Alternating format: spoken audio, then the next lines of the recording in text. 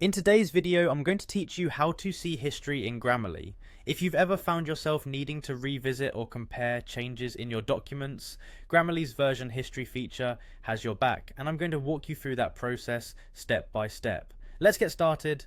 First, you'll want to navigate to the Grammarly website. If you haven't saved the link, simply open up a web browser and type in grammarly.com in the search bar. This will take you straight to Grammarly's homepage, where you'll find all the tools you need to enhance your writing skills. If you haven't downloaded Grammarly yet, you'll see an option on the site that says Get Grammarly. Click on this button and it will guide you through the download and installation process. However, for those of you who already have Grammarly, click on the prompt that says I have an account. This link will bring you to the sign in section.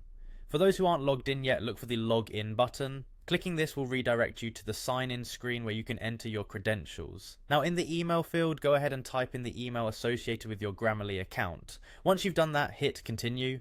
With your email input, if prompted, enter your password as well. These steps will bring you into your Grammarly dashboard, which serves as your control center for all text editing activities within Grammarly. Now once you're inside your account, look towards the dashboard. You should see a section labeled Documents. Clicking on this will reveal all your files and writing projects. You're nearly there. The next step is clicking on Version History. This is where the magic happens.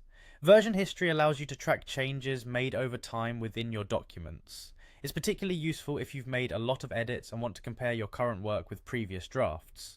And there you have it. Seeing the history of changes in your documents on Grammarly is as simple as that. By following these steps, you can easily access the version history and have a clear view of how your content has evolved. It's a great feature for writers, editors, and anyone keen on keeping a meticulous record of their edits. Thanks for joining me today. I hope this tutorial makes using Grammarly a bit more intuitive for you. Don't forget to hit like and subscribe